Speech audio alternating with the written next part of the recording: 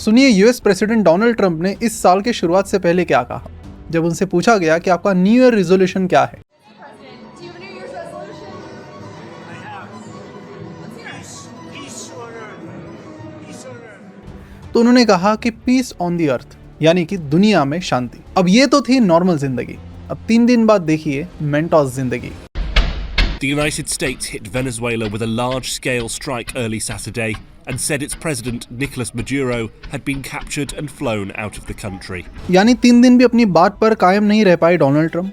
साल के तीसरे दिन ही वेनेजुएला के प्रेसिडेंट को उन्होंने देश की कैपिटल से किडनैप कर लिया। लेकिन अभी भी डोनाल्ड ट्रंप का मन नहीं भरा था, तो साल के 8वें दिन ये न्यूज़ आती है कि वो एक ऐसा बिल लाने की तैयारी कर रहे हैं जो अगर पास हो गया तो रशिया से कोई भी बिजनेस रिलेशन करने वाली कंट्री पर 500% का टैरिफ लगा दिया जाएगा। और इस न्यूज़ का इम्पैक्ट, कल पूरा मार्केट डाउन, आज भी मार्केट में काफ़ी वोलेटिलिटी। अब इसमें वो तो स्टॉक्स गिर ही गए जिनका यूएस या फिर रशिया से इंपोर्ट एक्सपोर्ट होता हो, लेकिन वो भी स्टॉक गिर गए जिनका इंपोर्ट एक्सपोर्ट से ज़्यादा कुछ लेना देना ही नहीं है। क्योंकि पिछले साल लोगों को लगा कि यार टैरिफ वैरिफ में चला गया, ये साल शायद शांति से शुरुआत होगी, लेकिन इस साल भी माहौल कुछ ऐसा बन गया है कि लगता नहीं है कि ये साल भी शांति से जाएगा। इस बिल में क्या है उसे समझने के लिए हमने पूरे जो 20 सेक्शंस उसमें दिए सारे डिटेल में पढ़े, और वो सारी चीज़ें पढ़ने के बाद हमें लगता है कि अब यूएस और रशिया का जो विवाद है वो खत्म होने के बजाय बढ़ता जाएगा, और इसका असर इंडिया जैसी कंट्री पर बहुत बुरा पड़ने वाला है। काफ़ी सारी इंडियन इंडस्ट्रीज इससे इम्पैक्ट होगी अगर ये बिल पास होता है तो सोचा कि जो सारे सेक्शंस है इस बिल के डिटेल्स में, उसकी जड़ में हमें जाना पड़ेगा। बहुत सारी चीज़ें इसमें मीडिया ने मिस की है, एक तो सबसे इंपॉर्टेंट चीज़ मिस की है, वो भी मैं आज कवर करूंगा। साथ ही हम ये भी बात करेंगे कि जिस चीज़ को लेकर विवाद चल रहा है कि रशिया से ऑयल इंपोर्ट करना, तो भाई इससे इंडिया को एग्जैक्टली कितना फायदा हो रहा है, और इंडिया को मतलब एग्जैक्टली किससे, एक आम इंडियन यूजर्स को, ऑयल मार्केटिंग कंपनीज को, या फिर गवर्नमेंट को। इन तीनों में से सबसे ज्यादा फायदा किसे हो रहा है। और ये जो टैरिफ लगातार इंडिया पर लग रहे हैं, बहुत सारे बिजनेसेस प्रॉब्लम्स में आ रहे हैं, तो रशियन ऑयल इंपोर्ट करने से जो हमें मुनाफा होता है, क्या वो इन सारे लॉसेस से ज्यादा है, उसकी भी नंबर वाइज आज हम बात करेंगे। साथ ही आज की इस वीडियो में बात करेंगे कि वो कौन कौन से सेक्टर्स और कौन कौन से स्टॉक्स है जिन पर बहुत गहरा असर पड़ेगा इस टैरिफ का। तो नमस्कार, मैं प्रसाद आपका आज की इस वीडियो में स्वागत करता हूँ। Thank you grow for supporting this video. Grow India का सबसे बड़ा स्टॉक ब्रोकर है, जहां पर आप डिफरेंट एसेट क्लासेस में आसानी से उनके प्लेटफॉर्म पर जाकर इन्वेस्ट कर सकते हैं, जैसे स्टॉक्स, म्यूचुअल फंड, एफडीज वगैरह। और उनकी सबसे बड़ी खासियत मुझे लगती है उनका यूआई यूएक्स, वो इतना ईजी और सिंपल है कि कोई भी बिगिनर अगर मार्केट में आए तो उसे ऐसा नहीं लगेगा कि मेरे लिए ये कुछ नया है। तो ग्रो को आप जरूर चेकआउट कीजिए प्ले स्टोर और ऐप स्टोर पर उनका ऐप डाउनलोड करके। तो इस चीज के डिटेल में जाने के लिए rather than third party information पर रिलाई करने के बजाय हमने इस पूरे बिल को ही पढ़ लिया, उसका रिसर्च किया, और फिर रियल में इसका क्या है, कितना बड़ा इंपैक्ट हो सकता है, वो सारी चीजें हमें पता चली। एक तो चीज मुझे पता चली कि यार ये जो बिल है ये बहुत ज्यादा स्ट्रिक्ट है, और जो 500% टैरिफ की मीडिया बात कर रही है वो पूरा सच नहीं है, पूरा सच उससे भी ज्यादा खतरनाक है। बात करूंगा तो इस बिल में 20 सेक्शंस है, 1 बाय 1 हर एक सेक्शन में क्या है मैं आपको बताता हूँ। और आपको बता दूं कि ये बस एक प्रपोज्ड बिल है, ये अभी तक लॉ नहीं बना है। इसे लॉ बनने के लिए यूएस में 2 हाउसेस होते हैं। पहला है हाउस ऑफ कांग्रेस सीनेट, जिसे अपर हाउस कहा जाता है, और दूसरा है द हाउस ऑफ रिप्रेजेंटेटिव्स, जिसे लोअर हाउस कहा जाता है। दोनों जगह पर इस बिल को पास होना पड़ेगा, तभी जाके ये लॉ में तब्दील होगा। तो क्या चीजें बिल में जो सबसे इंपॉर्टेंट है और आपको सभी को जाननी जरूरी है, फटाफट समझ लेते हैं। वीडियो में आगे बढ़ने से पहले आपको बता दूं कि हमारी स्पेशल न्यू ईयर ऑफर को बिल्कुल भी मिस मत कीजिए। हमारे वैल्यू इन्वेस्टिंग कोहॉर्ट पर सबसे बम्पर डिस्काउंट अभी चल रहा है। दुनिया के जितने भी सक्सेसफुल स्टॉक मार्केट इन्वेस्टर रहेंगे, मिलीनियर से लेकर बिलियनियर तक देख लो, यूएस के मिस्टर बफेट से लेकर इंडिया के मिस्टर राकेश झुनझुनवाला तक देख लो, सबके सक्सेस में एक स्ट्रैटेजी कॉमन रही है, और वो है वैल्यू इन्वेस्टिंग की, यानी कि महंगी चीजों को सस्ते दामों में खरीदना। जनरली आप देखते होंगे कि आपने शेयर खरीद लिया फिर तुरंत वो गिरने लगता है। कई बार ऐसा इसलिए होता है क्योंकि आम इन्वेस्टर्स बहुत महंगे वैल्यूएशन पर शेयर खरीदते हैं बिना वैल्यूएशन को समझे। वो बस शेयर प्राइस मूवमेंट पर ध्यान देते कि कोई शेयर गिर गया ले लो, बहुत बढ़ गया ले लो, बाद में पता चल जाता है कि कुछ तो गलत हुआ। तो गलती वैल्यूएशन में होती है। अब जब बहुत सारे लोगों की इसकी रिक्वेस्ट आई तो हमने इस पर काम करना शुरू किया, तो पता चला कि इंडिया में ये कोई सिखाता ही नहीं है, जबकि यूएस जैसी कंट्रीज में कई सारे एवेन्यूज हैं इन चीज़ों को सीखने के। तो इस कोहॉर्ट में वैल्यू इन्वेस्टिंग की सातों के सातों स्ट्रैटेजीज आपको सीखने मिलती है, जिसमें सिगार बट जैसी बेसिक स्ट्रैटेजी से लेकर डीसीएफ जैसी एडवांस स्ट्रैटेजीज इंक्लूड है। तो इस गोल्डन अपॉर्चुनिटी को मिस मत कीजिए। 3 महीने का ये वीकेंड प्रोग्राम है जो कोई भी अटेंड कर सकता है, और इसकी खासियत यह है कि इतना प्रैक्टिकली समझाया जाता है कि कोई नॉन फाइनेंस बैकग्राउंड का व्यक्ति भी बड़े आसानी से वैल्यू इन्वेस्टिंग में मास्टरी हासिल कर सकता है। और तो और यहाँ पर आपका stock market beginner to advance भी क्लियर हो जाएगा, क्योंकि इस कोहॉर्ट के साथ आपको फंडामेंटल एनालिसिस 3.0 भी फ्री में मिल रहा है। तो इस कोहॉर्ट को ज्वाइन करने के लिए नीचे डिस्क्रिप्शन और कमेंट बॉक्स में दिएगा फॉर्म फिल कीजिए। फॉर्म फिल करने के बाद हमारा 40 मिनट का फ्री काउंसलिंग सेशन ज्वाइन कीजिए, जहाँ पर इस कोहॉर्ट के बारे में सारी चीज़ें, सिलेबस एंड एवरीथिंग आपको बताया जाएगा। और उसके बाद हमारे वैल्यू इन्वेस्टिंग कोहॉर्ट को आप ज्वाइन कर सकते हैं और अपने आप को as a value investor transform कर सकते हैं।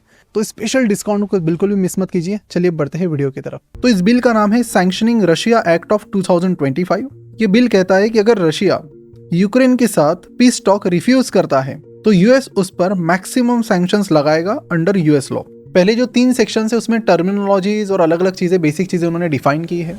चौथे सेक्शन में बताया गया है कि इस एक्ट के लागू होने के बाद हर 3 महीने बाद यूएस प्रेसिडेंट रशिया की जो सिचुएशन है उसे चेक करेंगे और देखेंगे कि क्या रशिया सुधरा है या फिर नहीं, या फिर वो यूक्रेन के साथ अभी भी वॉर कंटिन्यू कर रहा है। अगर वॉर कंटिन्यू है तो ये जो बिल है वो कंटिन्यू रहेगा। सैंक्शन 5 कंट्रीज नहीं बल्कि लोगों को टारगेट कर रहा है।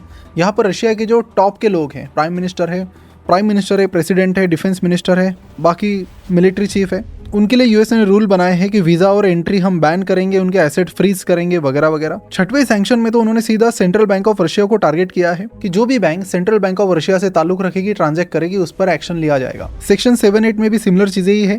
9 में रशिया की जो भी लिस्टेड कंपनीज यूएस में है, स्टॉक मार्केट में लिस्टेड, उनको डिलिस्ट किया जाएगा। साथ ही सेक्शन 10 और 11 में ये बताया गया कि यूएस कोई भी ऐसी इन्वेस्टमेंट नहीं करेगा जिससे रशिया को फायदा हो, और रशिया को कोई चीज़ एक्सपोर्ट भी नहीं करेगा जिससे रशिया को अगेन फायदा हो। और फिर सेक्शन नंबर 15 आता है जो हमारे सबसे काम का है, क्योंकि इसमें फिर मेंशन किया गया है कि जो भी कंट्री रशिया से कुछ भी इंपोर्ट करेगी उस पर एटलीस्ट 500% का टैरिफ लगाया जाएगा। आपने सही सुना, एटलीस्ट 500% है। ये 5000 भी हो सकता है, कम से कम 500 है। ऑफकोर्स बहुत अग्रेसिव बिल है ये, यानी कि अगर एक प्रोडक्ट 100 रुपए का है तो एटलीस्ट 500 टैरिफ उस पर लगेगा, यानी 500 रुपए का टैक्स। टोटल कॉस्ट उसकी 600 रुपीज हो जाएगी। इसमें oil, gas, petroleum products, petrochemical सारी चीजें इंक्लूड है। और उससे भी इंपॉर्टेंट बात, जो एग्जिस्टिंग ड्यूटीज है उसके ऊपर ये 500% है। जैसे कि यूएस ने इंडिया पर 50% का टैरिफ बहुत सारे प्रोडक्ट पर ऑलरेडी लगाया है, तो वो 50 प्लस ये एटलीस्ट 500 हम पकड़ के चल रहे कि मिनिमम 500 ही लगाए, तो 500 प्लस 50 550% का टैरिफ शुरू हो जाएगा। और सेक्शन 17 में भी सिमिलर चीजें उन्होंने बताई है। यहाँ पर प्रेसिडेंट चाहे तो किसी कंट्री को 6 मंथ्स का टाइम दे सकते हैं कि बंद करो ये। और सेक्शन 20 में ये बताया गया कि ये जो सैंक्शन है इसे बंद किया जाएगा अगर रशिया पीस अग्रीमेंट साइन करती है यूक्रेन के साथ। अब जैसे ये बिल बाहर आया, बहुत सारे ग्लोबल मार्केट गिरने लगे। इंडिया का तो काफी तगड़ा गिरा कल, बहुत सारे स्टॉक्स भी गिरने लगे। मैं बात करूंगा कौन कौन से सेक्टर और कौन कौन से स्टॉक्स पर बहुत गहरा असर पड़ेगा इस चीज़ का, लेकिन उससे पहले 2 इंपॉर्टेंट चीज़ें। सब जगह जब बात चल रही है इस बिल की, तभी एक खतरनाक चीज़ दुनिया में हुई है, और ये इस बिल से भी थोड़ी ज़्यादा खतरनाक मुझे लग रही है। हुआ ये कि नॉर्थ अटलांटिक ओशियन में एक ऑयल टैंकर जा रहा था जिसका पीछा यूएस ने 2 हफ्ते किया, और फाइनली उस टैंकर को, बहुत बड़ा ऑयल टैंकर, उसे सीज कर लिया। ये जो शिप है ऑफिशियली रजिस्टर्ड इन रशिया है। अब यूएस का कहना है कि वो लोग यूएस सैंक्शंस को वायलेट कर रहे थे, इसलिए हमने इस पर कब्जा पा लिया। और कहा जा रहा है कि इस ऑयल में वेनेजुएला का ऑयल था। अब ये जब चीज़ हुई है तो रशिया को इस पर काफ़ी गुस्सा आया है कि आपने ऐसे कैसे हमारा ऑयल टैंकर सीज कर लिया। तो वहाँ के तो रशिया के जो law maker and deputy head of defence committee है, उन्होंने ये तक कह दिया कि हमें ज़रूरत पड़ी तो मिलिटरीली रिस्पॉन्ड करना पड़ेगा, जिसमें यूएस शिप्स पर हमें अटैक करना पड़ सकता है। उन्होंने ये तक कहा कि रशिया की जो मिलिट्री डॉक्ट्रिन है वो इस पर मल्टीपल तरीके से रिएक्ट कर सकती है, इंक्लूडिंग न्यूक्लियर वंस। तो समराइज करो तो रशिया का क्लियर कहना है कि आप हमारा टैंकर छोड़ दो, नहीं तो ये चीज़ एक बड़ा बवाल बन सकती है। मतलब ओवरऑल देखिए 2026 is looking that good. Starting में ही काफ़ी कुछ चल रहा है। और एक और इम्पॉर्टेंट चीज़ आपके दिमाग में ये आई होगी कि ये सारा जो बवाल है इंडिया का पर्टिकुलरली, ये चल रहा है क्योंकि हम ऑयल ले रहे हैं रशिया से। अब सवाल ये कभी आपके दिमाग में आया होगा कि हमें एग्जैक्टली फ़ायदा कैसे हो रहा है। तो आपको बता दूं कि जैसे ही रशिया यूक्रेन वॉर शुरू हुआ, कब शुरू हुआ? फरवरी 2022 में। अब 4 साल होने आए हैं, पता ही नहीं चला। अब जब ये वॉर शुरू हुआ तो सैंक्शन लगने शुरू हुए यूएस की तरफ से रशिया पर, और फिर रशिया ने सस्ते में फिर ऑयल बेचना शुरू किया। तो पर बैरल पर $35 के डिस्काउंट्स रशिया ऑफर कर रहा था। बहुत बड़े डिस्काउंट थे। बहुत सारी कंट्रीज फिर चली गई, क्या डिस्काउंट तो मिल रहे हैं, कुछ कुछ डर के मारे। तो इंडिया ने भी काफ़ी कुछ ऑयल धड़ाधड़ ले लिया। लेकिन धीरे धीरे जैसे ये स्मूद आउट हुआ, मतलब एक आम बात हो गई ये वॉर, वैसे वैसे जो $35 पर बैरल का डिस्काउंट था वो अभी $6 पर बैरल पर आ गया है, काफ़ी कम हुआ है। और ऐसे में जो प्रॉफिट हुआ है, अब वो प्रॉफिट किसको हुआ? आम लोगों को हुआ, गवर्नमेंट को हुआ, या फिर ऑयल कंपनीज को, ये भी समझते हैं। तो जो प्रॉफिट हुआ है 2022 से लेकर 2024 के बीच वो $10 बिलियन का था। यानी उस टाइम की करेंसी रेट को देखा जाए तो 80,000 करोड़ रुपीस का था। और उसमें फाइनेंशियल ईयर 2024 के पहले 11 महीने के नंबर्स जो डेटा अवेलेबल है वो ये बताता है कि उस एक साल में, उस 11 महीनों में इंडिया को $7.9 बिलियन का प्रॉफिट हुआ था। $7.9 बिलियन मतलब लगभग 64,000 करोड़ रुपीस। अब सवाल ये कि जो 64,000 करोड़ का जो फ़ायदा है, तो आपको बता दो कि आपको और मुझे बिल्कुल नहीं हुआ है।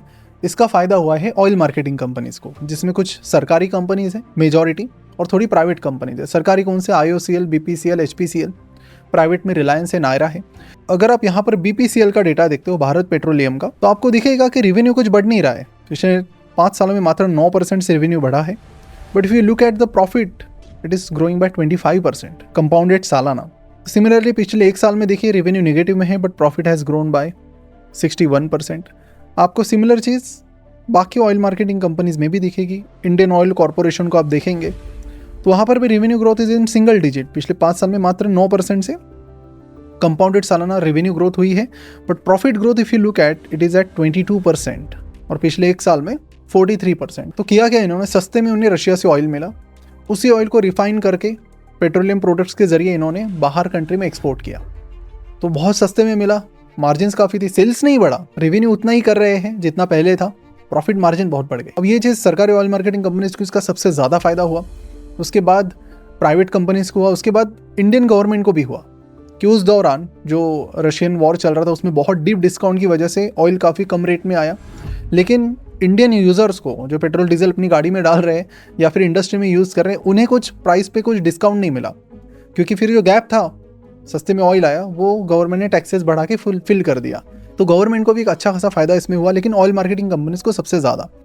अगर इस नंबर को देखा जाए, मैं जियो पॉलिटिक्स पर बाद में आऊँगा, वो मेरा एक्सपर्टीज़ का एरिया नहीं है, मैं वो चीज़ें आप पे छोड़ दूंगा। लेकिन मुझे ये लगता है कि जो भी फ़ायदा हमें हो रहा है, अभी देखिए ऑलरेडी सैंक्शंस लगने के बाद दिसंबर में देखें तो जितना भी ऑयल हम इंपोर्ट कर रहे थे उसमें ऑलरेडी 30-35% की गिरावट ऑलरेडी हो चुकी है, और डिस्काउंट पे भी उतना ज़्यादा नहीं है जितना पहले हो रहा था। यानी कि जो प्रॉफिट के नंबर्स आएंगे इंडिया को, वो धीरे धीरे कम होते जा रहे हैं। तो ऐसे में ये जो 60,000 करोड़ का, लेट से इस साल मुझे लगता है नंबर्स कम हो जाएंगे तो फ़ायदा हमें 50,000 करोड़ के आसपास का होगा। तो ये जो फ़ायदा है, और इसके बाजू में अगर हम 50% टैरिफ को देखें जो इंडिया पर ऑलरेडी लगे हैं, तो मुझे लगता है कि 50% टैरिफ से होने वाला हमारे एक्सपोर्टर का नुकसान ज़्यादा है, क्योंकि इंडिया एक इमर्जिंग कंट्री है, हमें बहुत ज़्यादा फोकस करना पड़ेगा एक्सपोर्ट पर। लेकिन फिर देखिए कि ये अगर इंडिया ओवरऑल रशिया का जो बिजनेस है वो रोक देती है, तो एक तरह से फिर जियो पॉलिटिक्स के हिसाब से ऐसा भी हो सकता है कि इंडिया झुक गया वगैरह। आई डोंट नो द कि क्या कॉम्प्लिकेशंस इन डिसीजंस के, so I will not go into that. But अगर मैं सिर्फ इकोनॉमिक्स के बेसिस पे बात करूँ तो मुझे लगता है कि जितना फ़ायदा हमें रशियन ऑयल इंपोर्ट से हो रहा है, उससे ज़्यादा नुकसान, कई गुना ज़्यादा नुकसान हमें टैरिफ से और जो बाकी हमारे बिजनेसेस हैम्पर हो रहे हैं उनसे हो रहा है। एक्सपोर्ट इंडिया ऑलरेडी जस्ट काम करना शुरू किया था, इस तरह के टैरिफ लगेंगे तो काफ़ी हालत टाइट हो जाएगी। और इसका इंपैक्ट आप कौन कौन से इंडस्ट्री पर अभी होने वाला है टैरिफ का, वो भी मैं बात करता हूँ। और एक चीज़ बस मैं रिमाइंड करना चाहता हूँ कि I am not expert in geopolitics, तो I will not talk on that, I will just talk about the economics. बाकी फिर सरकार को करना चाहिए नहीं करना चाहिए, I can tell on so बाकी सरकार को क्या करना चाहिए नहीं करना चाहिए, उसमें काफ़ी कुछ कॉम्प्लिकेशंस और पावर का गेम है, तो वो सारी चीज़ें भी इंक्लूड होती है। तो इसमें देखिए यूएस तो पक्का है, बट ठान लिया उसने भाई कि मेरे को तो सैंक्शन लगाने, तो वो तो पास करवा के ही मानेगा जहाँ तक मेरी अंडरस्टैंडिंग है। तो इसमें कौन कौन से सेक्टर्स है जो बहुत ज़्यादा अफेक्ट होंगे, तो नंबर 1 रिफाइनरीज। इंडिया का जो रशिया से इंपोर्ट है ऑयल का वो 35% है, तो रिफाइनरीज जो अच्छी खासी, रेवेन्यू तो नहीं बढ़ रहा है लेकिन एटलीस्ट प्रॉफिट तो बढ़ रहा है, तो वो प्रॉफिट बढ़ना यहाँ पर कम हो जाएगा। और इसी के चलते रिलायंस की शेयर प्राइस पिछले 5 दिनों में 7% से गिर चुकी है। Indian oil corporation yesterday, Bharat petroleum जिसकी प्रॉफिट मार्जिन मैंने आपको दिखाई बहुत ज़्यादा है, रेवेन्यू ग्रोथ तो कुछ नहीं है, 8% से गिर गया। हिंदुस्तान पेट्रोलियम जो मैंने आपको दिखाया, Hindustan petroleum is down by 10% in 10 days and IOCL is down by 4%। तो ये सेक्टर में अगर आप इन्वेस्ट करो तो मैं कहूँगा आप दूर रहिए, क्योंकि यहाँ पर ही काफ़ी कुछ होगा अनलेस एंड अनटिल ये सारा जो वोलेटिलिटी है, तो ये सेक्टर सबसे ज़्यादा वोलेटिल रहने वाला है जब तक ये टैरिफ सैंक्शन नहीं होते, सैंक्शन होने के बाद भी। नेक्स्ट है टेक्सटाइल एंड एपरल्स। तो यहाँ पर गोकुलदास एक्सपोर्ट है जो पिछले 1 साल में 42% डाउन है, क्योंकि जो यूएस के सैंक्शन ऑलरेडी लगे 50% का, उसका फटका उन्होंने पड़ा है। जैसे गोकुलदास एक्सपोर्ट की बात करें तो 42% से गोकुलदास एक्सपोर्ट की प्राइस डाउन है। KPR mill, Pearl Global Industries, Welspun living, Vardhman textile, Arvind, तो इन सारी कंपनीज पर इंपैक्ट पड़ा है। जिम्स एंड ज्वेलरी की बात करें तो इंडिया 90% वर्ल्ड डायमंड्स को कट एंड पॉलिश करता है, जिसमें उनका सबसे बड़ा मार्केट है यूएस। इंडिया रशिया को भी बेचता है, लेकिन रशिया को जो होने वाला एक्सपोर्ट है वो 50% डाउन है पिछले 1 साल में। तो इस पर्टिकुलर चीज़ में राजेश एक्सपोर्ट, गोल्डियाम इंटरनेशनल एंड और भी कई सारी कंपनीज जो इम्पैक्ट हो रही है। Engineering goods and auto components में बात करें तो इसमें भारत फोर्ज, मदरसन सुमी, सोना BLW, ये सारी कंपनीज इम्पैक्ट हो रही है। फार्मा में देखें तो सन फार्मा का बहुत ज़्यादा डिपेंडेंस है यूएस पर, डॉक्टर रेड्डीज़ है, सिप्ला है, ल्यूपिन है, इनका अच्छा खासा बिजनेस यूएस से जुड़ा है, तो उन पर भी अगर ये 500% इम्पैक्ट होता है, टैरिफ लगता है, तो बहुत गहरा असर पड़ेगा। और आईटी सर्विसेज की बात करें तो आईटी में ये रूल लागू होगा इसकी कोई क्लैरिटी नहीं है, लेकिन आईटी पर लगता है तो फिर तो बवाल ही होने वाला है। तो इंडिया ऑलरेडी थोड़ा कंजर्वेटिव चल रहा है, इन्होंने दिसंबर मंथ में ऑलरेडी जो इंपोर्ट है वो काफ़ी कम किया है। आई थिंक इंडिया थोड़ा बहुत बात करके ये मसला सुलझा देगी, ऐसी थोड़ी बहुत आइडिया मुझे आ रही है। But let's see what happens. But this year is going to be very very volatile looking at the things right now. लेकिन ऐसे में अगर अच्छी क्वालिटी कंपनीज आपको डिस्काउंट में मिलती है तो उसको भी आपको छोड़ना नहीं चाहिए। उसको आपको, इसलिए मैं लास्ट वीडियो में मैंने बोला कि हाउ टू इन्वेस्ट इन 2026। कल मैंने वीडियो डाला था, उसे ज़रूर देखिए। And the number 1 rule there I told कि इस साल अपॉर्चुनिटीज़ बहुत ज़्यादा मिलेगी आपको, तो पैसा लेके ज़रूर रेडी रहिए, कुछ ना कुछ इंटरेस्ट। बट जो एक्सपोर्ट रिलेटेड कंपनीज है उनसे तो आप दूर ही रहिए। ये 3-4 सेक्टर्स मैंने बात की, इनसे दूर रहिए। इनसे भी हटके 70% इंडिया का मार्केट है, वहाँ पर आप फोकस कर सकते हो। जैसे मैंने बताया कि जो कंपनी रशिया US इनका लेना देना नहीं है वो भी गिर जाती है जब मार्केट में ऐसी चीज़ें होती है, तो वहाँ पर आप अपना फोकस बढ़ा सकते हो और वहाँ पर अपनी इन्वेस्टमेंट कर सकते हो। तो फिलहाल यहीं पर रुकते हैं और जाते थे हमारे वैल्यू इन्वेस्टिंग कोहॉर्ट के 40 मिनट सेशन को ज़रूर चेकआउट कीजिए फ्री में। लिंक नीचे कमेंट बॉक्स और डिस्क्रिप्शन में मिल जाएगी।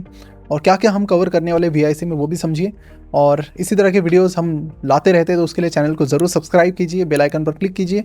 और नेक्स्ट वीडियो जल्दी आपके सामने लेकर आ रहे हैं। ट्रेंड क्यों गिर रहा है, क्या कारण है, समझते हैं।